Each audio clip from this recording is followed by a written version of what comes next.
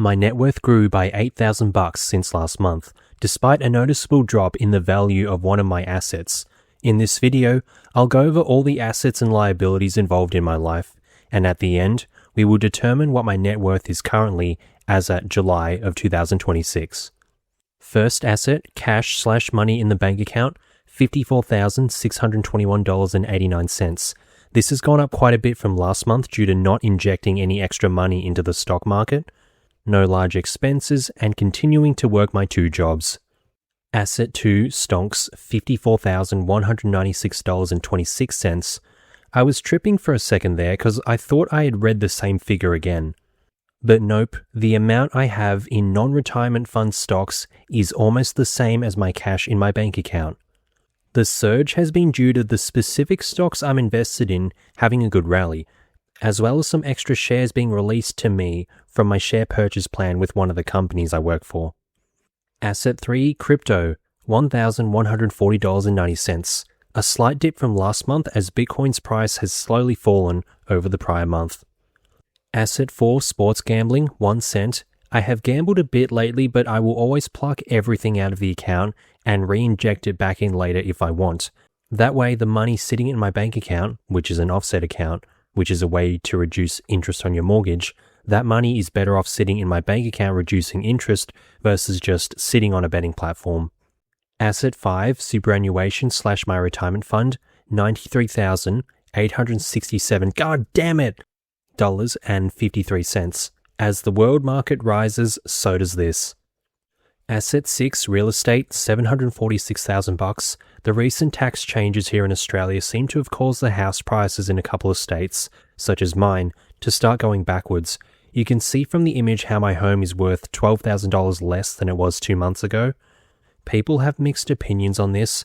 I don't really give a fuck since I already bought my home and my future investment plans revolve around the stock market, not real estate market, and I already have a shitload of equity in my home. So I don't run into any negative equity issues. A few people won't like this though, such as real estate investors and those who bought their homes using the 5% deposit scheme, since those people could fall into negative equity if the value of their home drops enough. But that ain't me, so I don't care. Asset 7, furniture, $5,250, nothing has changed here.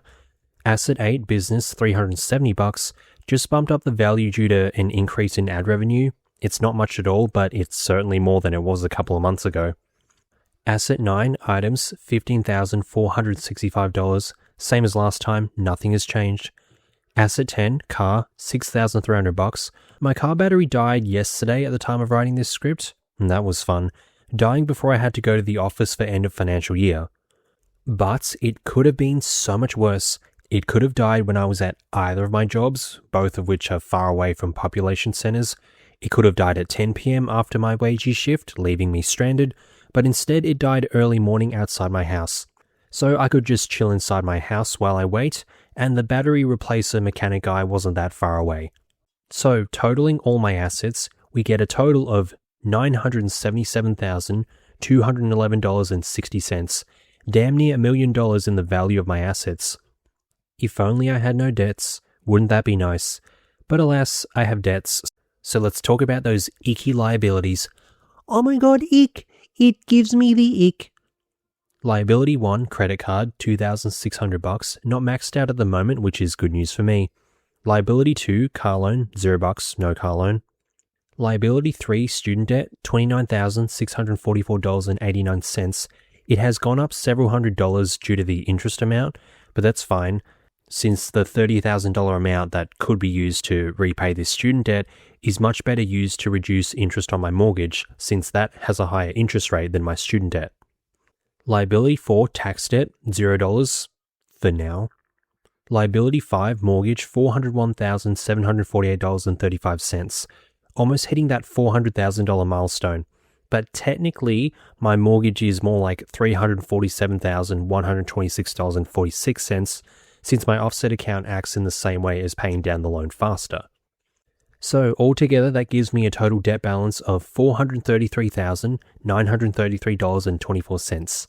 Yuck, that's a whole lot of money for a 29-year-old boy to be owing to other peeps. Now, if we take my assets of $977,211.60 and remove my liabilities of $433,933.24, we end up with a total net worth of $543,218.36. A decent jump from last month. The net worth slowly increases as the months go on. Well, nothing more to say. That's my updated net worth for July of 2026. How is your net worth looking? Let me know in the comments. Thanks for watching. That is all.